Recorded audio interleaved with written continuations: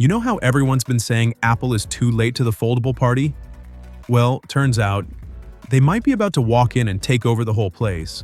Despite lawsuits, leaks, drama, and Apple trying really hard to keep this secret, we now have what looks like the clearest picture yet of Apple's first folding iPhone. And honestly, if this thing is real, it's not just another smartphone. It could easily be the most important product Apple's worked on since the original iPhone. This is reportedly Apple's first true book-style foldable, kind of like a Galaxy Z Fold, but very Apple. And the biggest talking point isn't the size, the camera, or even the price. It's the display. Foldables have had one universal flaw since day one, that annoying crease running right through the middle.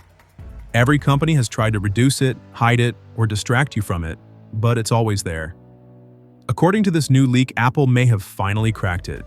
The idea is surprisingly clever. Instead of letting the screen fold sharply, Apple is said to be using a custom metal plate system that spreads the pressure evenly whenever the screen bends. Combine that with liquid metal inside the hinge to keep everything smooth, and you get something incredibly bold. A foldable display that looks like one continuous piece of glass. No distracting crease every time you scroll, watch content, or open an app. If this works, it's not just a design upgrade, it fixes the #1 reason a lot of people refuse to buy a foldable in the first place. But it gets better. One of the biggest downsides of foldables is thickness. They're chunky, they're heavy, and they never really feel like a normal phone in your pocket. Apple's rumored dimensions sound ridiculous. Around 9mm thick when closed, which is not far off a regular iPhone, and just around 4.5mm when unfolded. That basically turns this thing into a super thin iPad mini that folds in half. The outer display is expected to be around 5.5 inches for everyday use. And when you open it up, you get a massive 7.8-inch screen for multitasking, media, games, editing, literally anything. So people who miss the mini iPhone might actually love this. You get something compact in your pocket, but instantly transform it into a tablet when you need it. And yes, before we move forward, I'm genuinely curious. If you loved small iPhones, would you actually consider upgrading to something like this, or is it still too much of a gimmick for you? Cameras are also going in a slightly different direction. Apparently, the phone may come with 4 cameras in total, 1 on the cover screen, 2 on the back, and 1 hidden under the internal display. And then there's the controversial part. Apple might ditch Face ID entirely on this device. Instead, Touch ID could be making a comeback, built right into the power button. Some people are going to love that, others are going to say Apple is taking a step backwards on a super expensive device.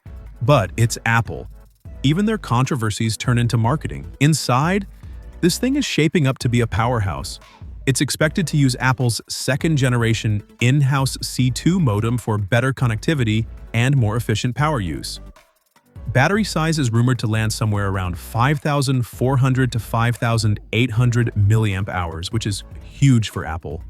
And they might be using advanced silicon carbon battery tech to squeeze more juice into a slimmer body. If that's true, battery anxiety on a foldable might finally be a thing of the past. The launch timeline is where things get really exciting. Apple is reportedly targeting September 2026 right alongside the iPhone 18 Pro lineup. And don't be surprised if they don't even call it the iPhone Fold. There's a strong chance Apple could position this as something even more premium, possibly under the Ultra branding. Right now, foldables are still a tiny part of the market. Most people either think they're too fragile, too expensive, or just not practical enough. But history shows something interesting. Whenever Apple enters a category, it doesn't just participate, it reshapes it. If Apple really delivers a thin foldable with great battery life, insane build quality, and possibly no crease, this could flip the entire industry. So here's the real question. If this comes in at something like $2,000 or more, would you actually buy it? Is the idea of a crease-free folding iPhone exciting enough? Or is losing Face ID and paying that much still a massive deal breaker? Let me know what you think, because this is going to be one of the biggest debates in tech over the next couple of years.